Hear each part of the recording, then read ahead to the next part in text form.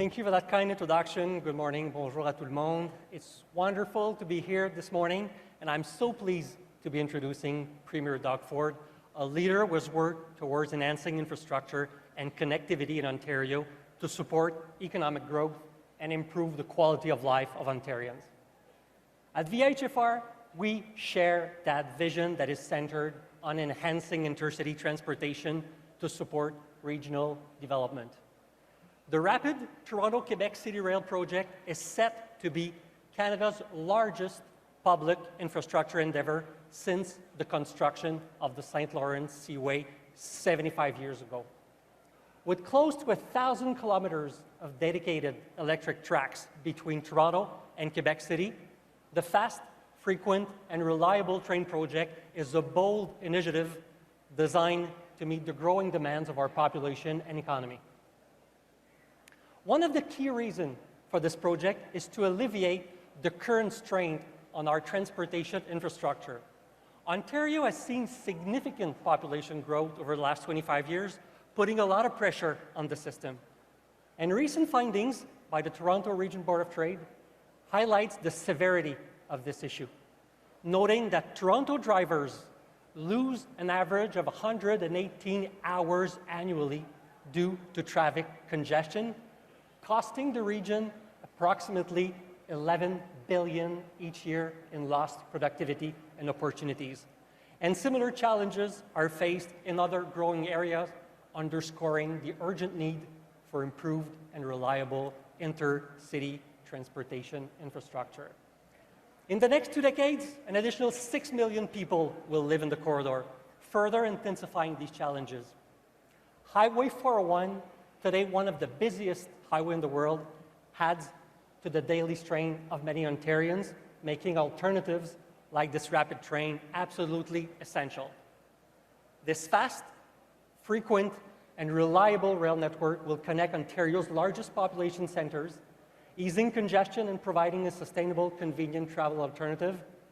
And by moving trains onto dedicated tracks to passengers, we will drastically reduce travel times along the corridor. Additionally, it will help reduce the overall cost of living by enabling people to live in more affordable areas without sacrificing access to employment, education, entertainment, and essential services. It will also encourage greater economic integration and cooperation in the region along the corridor. And the project will contribute to environmental sustainability by reducing significantly the carbon emission. It also places great importance on partnerships with Indigenous peoples and communities. And by engaging with the communities from the outset, we're really fostering meaningful collaboration and creating lasting economic opportunities. And the good news is that we're already in motion. We're currently reviewing the bids received by the pre-qualified consortium, composed of local and international experts who are keen to become our developer partner for the next phases. Combining the expertise from both the public and the private sectors will help us better assess the complexities, such of course as scope, financing, and schedule. Our rapid train project's goal align with AMO's mission to strengthen municipalities across Ontario by enhancing connectivity and fostering regional development. While the train will directly connect Toronto, Ottawa, and Peterborough, the improved transportation infrastructure will have positive ripple effects, benefiting surrounding communities and fostering regional cooperation and economic growth through the province. We've already achieved several milestones, and the support from various stakeholders, including the two provincial governments, is absolutely instrumental to our progress. I emphasize the two provincial governments because this is not an Ottawa need.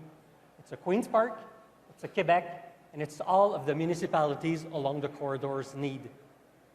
And as we assess the current and future needs, it becomes clear that the demand for a fast rail network is only going to increase. Meanwhile, the cost associated with such projects will only grow over time. So we cannot afford to delay this initiative any longer. Building this train today is not just a choice, it's a necessity. An investment in our future is never an expense. It benefits everyone, even the ones who will not ride the train. Now imagine Chloé Beaulieu, a young musician from Quebec City, traveling quickly and affordably to perform at the Blue Fest. Or Jack Mitchell, a carpenter from Peterborough, enjoying a comfortable, time-saving commute to construction sites in Toronto instead of the exhausting drive to the 401. This rapid train will not only improve the travel, but also enhance their quality of life, offering more time with family and a better work-life balance. And these are real people who will benefit from this project. Now, it is my true privilege to introduce our keynote speaker, Premier Doug Ford. Premier Ford has been a steadfast advocate for improving infrastructure and transportation across Ontario. Under his leadership, we have seen significant investment in public transportation projects that are vital to the province's growth and prosperity. So please join me in welcoming Premier Doug Ford.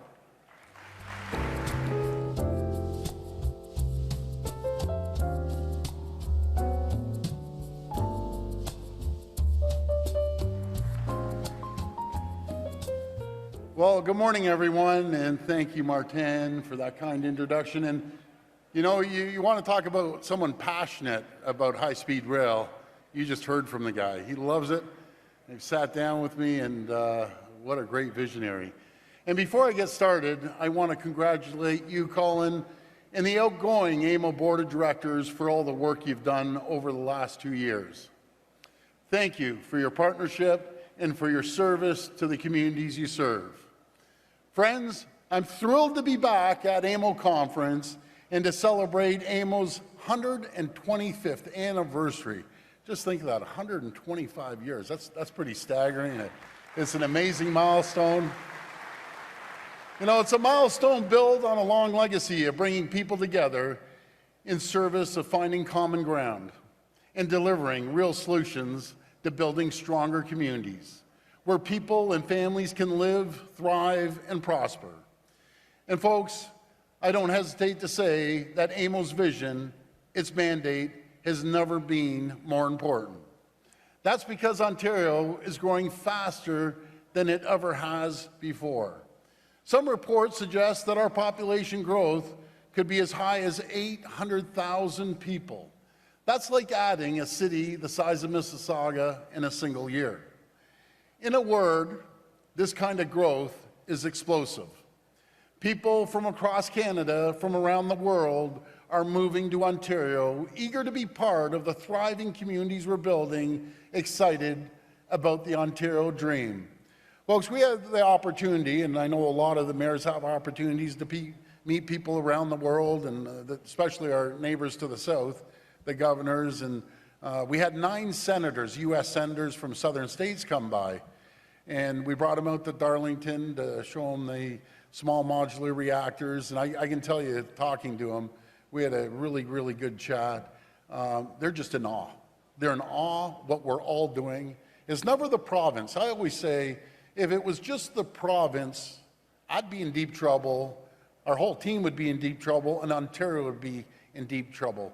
But it's the folks like yourselves, the mayors, the wardens, the councillors out there that are making Ontario the best place to live and raise a family and start a company.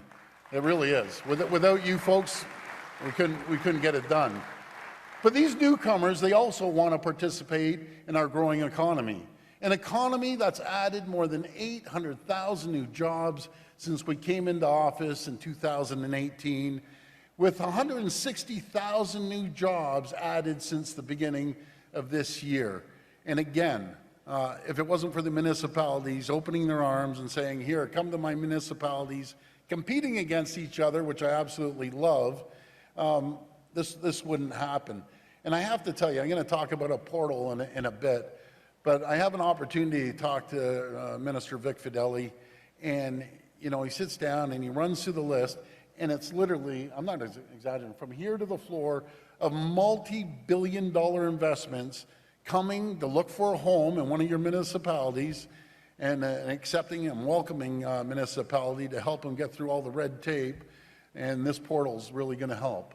In fact, in recent years, Ontario's economy has attracted tens of billions of dollars in the tech sector. Remember all the students used to hop on the plane that fly off to Silicon Valley, San Francisco Bay Area?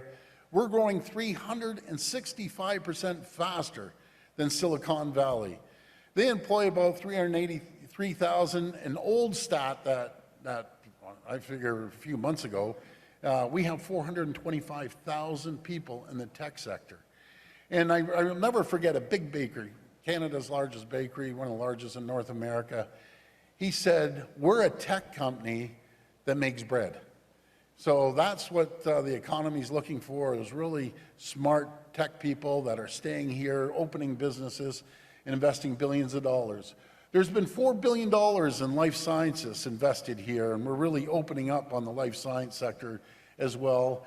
And the thing that we all have to work together, the provinces, but the federal government, is we're in last place when it comes to approving these drugs. It can take 750 days, as other jurisdictions in the G7 are getting them approved almost immediately within 100 or 200 days. And that's what, if we don't pick up our socks and make a change there, it drives investments other places. And we've also seen more than $44 billion in electric vehicles and battery plants.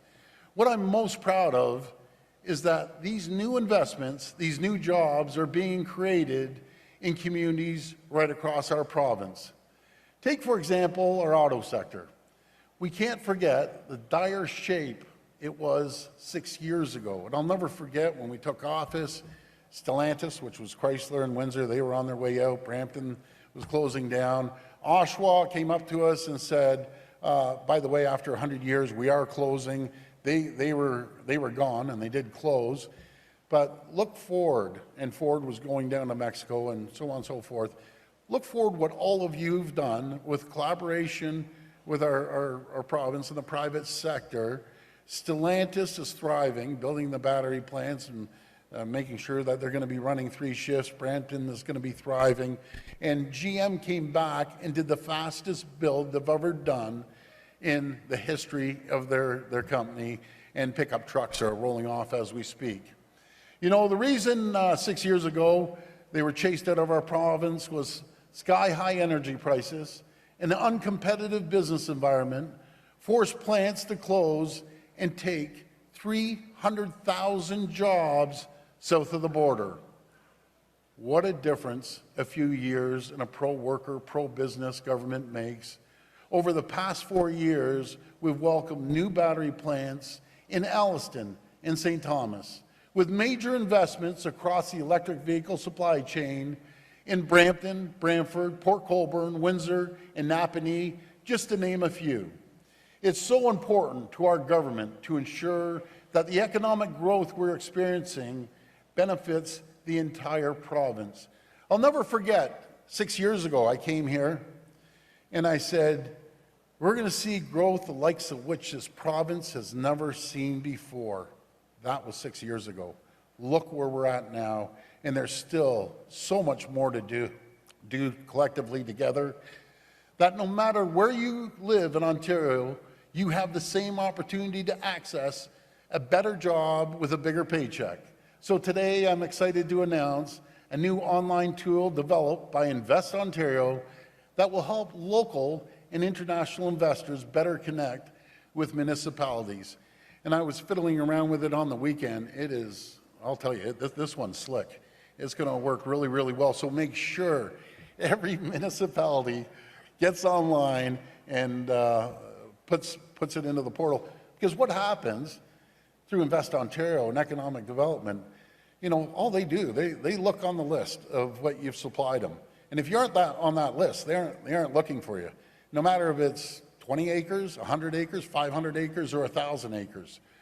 Through our new partner portal, municipalities will be able to upload information about commercial and industrial properties in their communities and provide companies with information about the property, including demographic trends, market analysis, and First Nations treaty areas.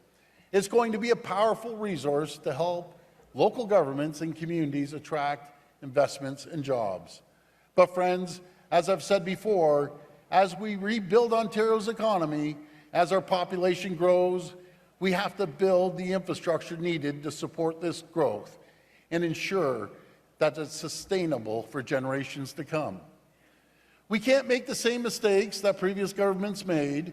We have to plan for the future and build the roads, highways, public transit, hospitals, homes, schools, and energy infrastructure we need. That's exactly what we're doing.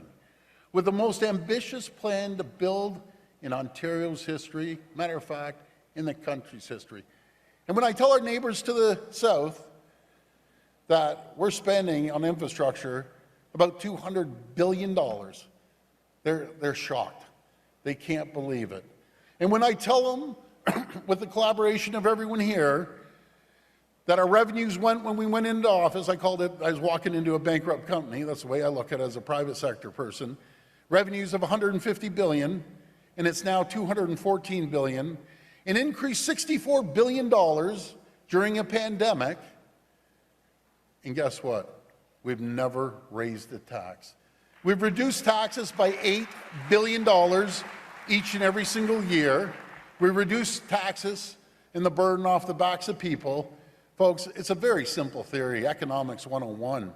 You put money back into people's pockets, they're going to go out and spend it. As simple as maybe going for dinner, maybe buying a refrigerator, maybe doing a little renovation. That's what stirs the economy. And when you have 800,000 more people paying taxes and probably $80 billion of investment paying taxes, there is no reason to raise taxes, in my opinion. Put money into businesses' pockets. Do you know what they do? They invest it into their people, they invest it into their infrastructure, they invest it into the technology, and that just drives more economic growth. We're investing nearly $100 billion to expand and improve transit, roads, and highways. In the north, we're widening Highway 17 from Kenora to Manitoba border. And I know Greg Rickford's as happy as punch. He's been jumping up and down ever since we made that announcement. And making upgrades to Highway 584 and Highway 11. In Windsor, we're building the Banwell Interchange and a new interchange connecting Highway 401 to Lausanne Parkway. Here, you see the group from Windsor, they're over there. Here in Ottawa, we're providing funding for the design and planning for the Barnsdale interchange, and I got to give Lisa McLeod a shout out for that one and the whole team in Ottawa. In the GTA, we're building Highway 413 and the Bradford bypass. Shovels are in the ground to widen Highway 3 between Essex and Leamington. And we're building a new Highway 7 that people have been talking about for 100 years between Kitchener and Guelph. The only difference is we're actually going to build it, and we're going to get shovels in the ground, and we're going to start moving on it. Folks, I could be here all day. This list of projects goes on and on and on. We're building more. We're building faster. In healthcare, we're investing $50 billion over the next 10 years on more than 50 hospital projects. In education, we're investing $16 billion to build, repair, and expand schools. And we're making record investments to ensure people and businesses have the access to reliable, clean, affordable electricity for generations to come. And I want to give Stephen Lecce a shout out. He's like the Energizer Bunny. I'm telling you, he's moving full steam. You know, folks, when I talk to the people around the world, I keep using that as an example because that's the pulse. And we have one of the cleanest grids, if not the cleanest grid in the entire world. And I tell them about our nuclear, system. We are leaders in the world in nuclear energy, and we need to continue promoting that. And do you know what we have that other jurisdictions don't have around the world? We have something called a willing host. Willing communities that have great paying jobs in the nuclear sector. I know over the next couple of days, you'll hear more about these infrastructure investments from my cabinet and caucus colleagues. But I want to take a couple minutes here to talk about housing. Since we came into office in 2018, I've heard time and time again the lack of housing enabling infrastructure. is the biggest barrier to getting more homes built. Mayors, I want to say we hear you. We've heard you loud and clear. That's why at this conference last year, I announced the Building Faster Fund, a $1.2 billion program that rewards municipalities for reaching annual housing targets. The Building Faster Fund has been a huge, huge success. Over the past several months, I had the privilege of visiting so many of you, too many to name, to deliver big checks with big dollar figures that municipalities can use for infrastructure projects to lay the groundwork for more housing. In our most recent budget, we also announced record investments in our Housing Enabling Water System Fund and the Municipal Housing Infrastructure Program. This new money, totaling nearly $2 billion, never been done before, that's $2 billion, is going to be a game changer for so many of your communities. Earlier this month, we announced the first round of investments from the Housing Enabling Water System Fund, a total of $970 million that will be distributed to 54 projects across 60 municipalities, helping to build more than 500,000 homes. But we're not stopping there, and we can't stop there. We're going to keep working with you to build the housing enabling infrastructure you need to meet and exceed your housing targets and to bring the dream of home ownership into reach for more people. As we build more homes, as you welcome more people to your communities, we also recognize the need to invest in the public spaces that foster a strong sense of community and belonging. That's why, as part of our 2024 budget, we announced a $200 million investment to help municipalities build and renew sport and recreational facilities. I love this fund. Please apply as soon as possible, because nothing's better than community centers and rinks and other facilities like that. I'm pleased to announce that the applications for this new fund, the Community Sport and Recreation Infrastructure Fund, are now open. Municipalities, local service boards, and not-for-profit organizations can apply for up to 50% of funding for projects, and Indigenous communities and organizations can apply for up to 90%. I can't wait to visit your communities, to stand with you as we invest in the sports and recreation facilities where so many new memories will be made. Friends, Ontario is growing like never before. This kind of growth isn't without its challenges, but it also opens the door to incredible opportunities. In order to seize these opportunities and ensure every region, every municipality prospers, we need to work together to build the roads, highways, transit, homes, hospitals, and schools our growing communities need.